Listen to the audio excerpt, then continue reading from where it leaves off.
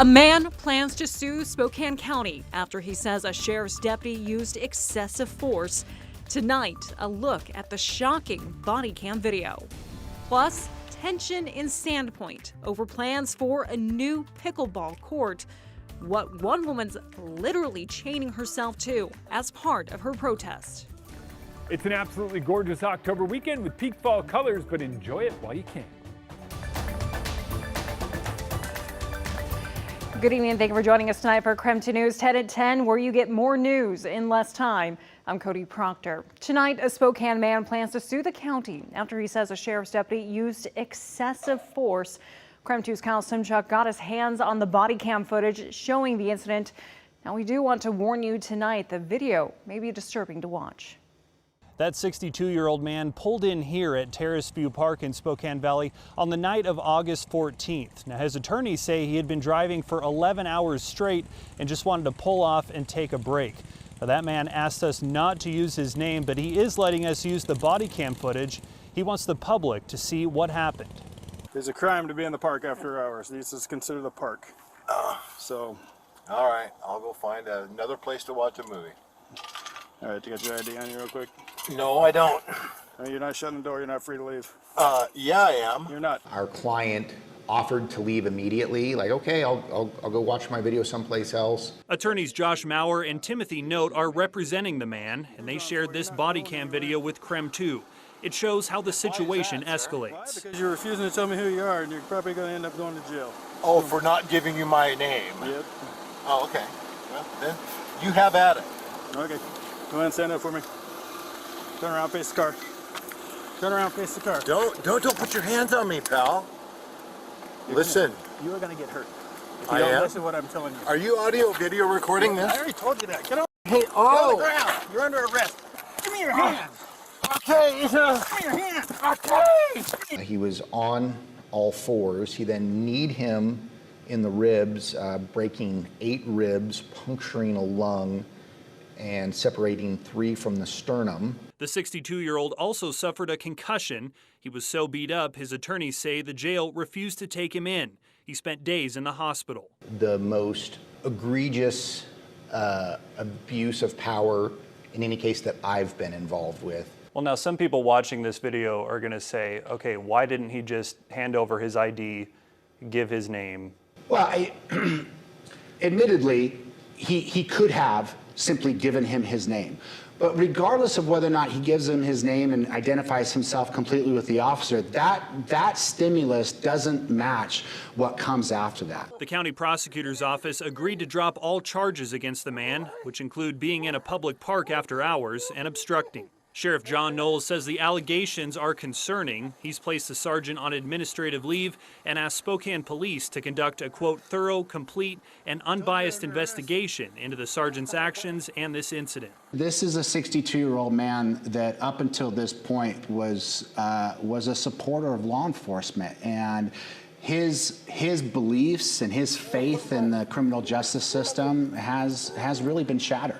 Now, KREM 2 is not naming that sergeant who's been placed on leave because at this point he has not been charged with anything. Reporting in Spokane Valley, Kyle Simchuk, KREM 2 News.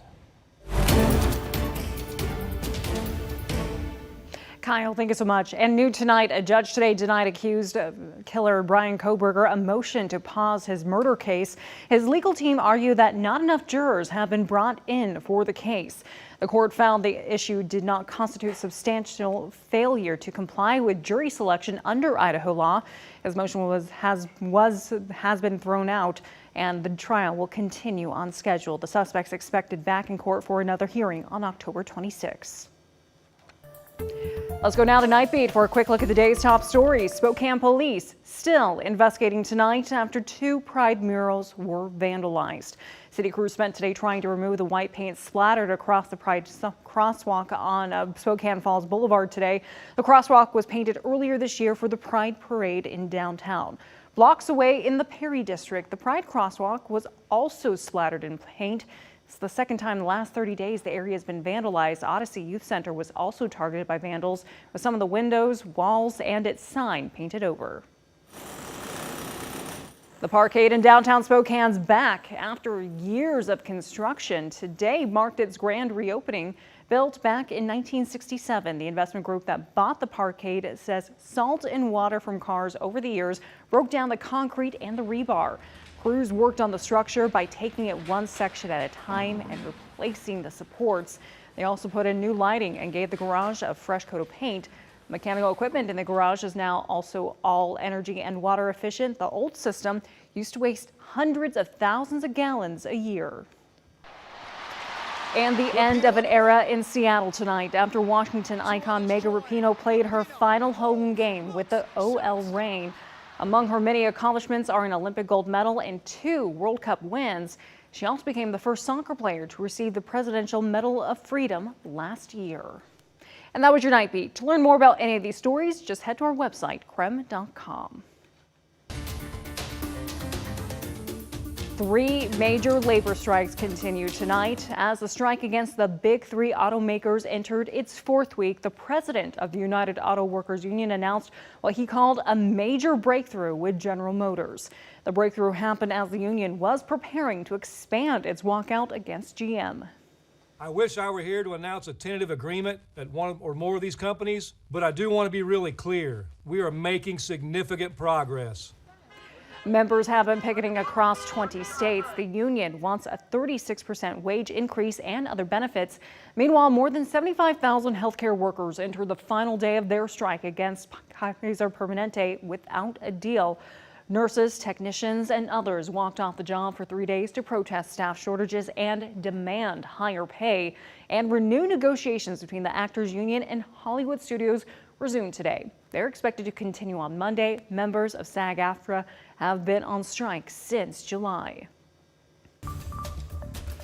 A traffic alert for you right now. 1 lane of traffic will open in both directions on the Maple Street Bridge this weekend. If you haven't been a fan of the delays heading around the detours around the region.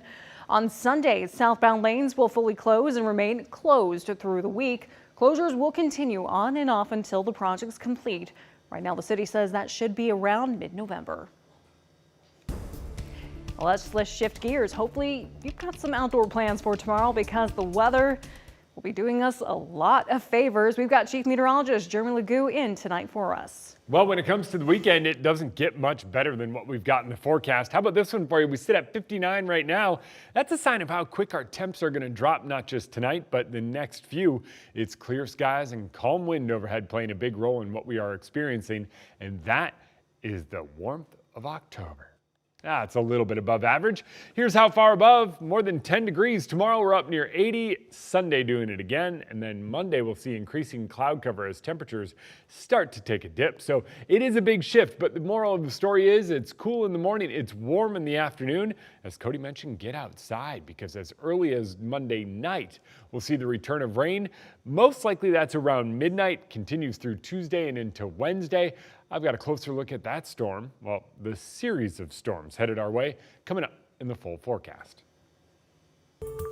Thanks so much, Jeremy. By the way, this might be something you can do tomorrow. The Filipino American Northwest Association's hosting its 2nd annual event.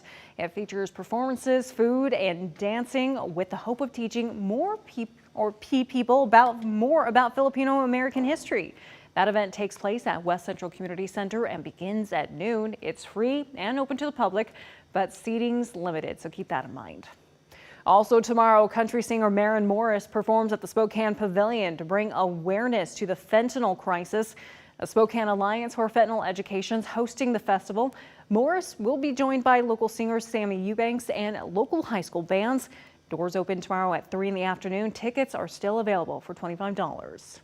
And a heads up for this Monday, all street parking's free on Indigenous Peoples Day. Although you won't need to pay, the city says all parking rules like the time limits still apply. City offices and waste services will be on the schedule while City Council still holds their regular meetings. And that was your KREM 2 News 10 at 10, where you get more news in less time. But don't go to bed just yet. Tonight, we kicked off our first hometown highlight in Reardon. That's being done in the small town to honor the memory of a hero. And playing pickleball usually brings people together. together for the sport, but now some in Sandpoint are coming together instead to protest the spot picked out for a new court. We're back in 90 seconds.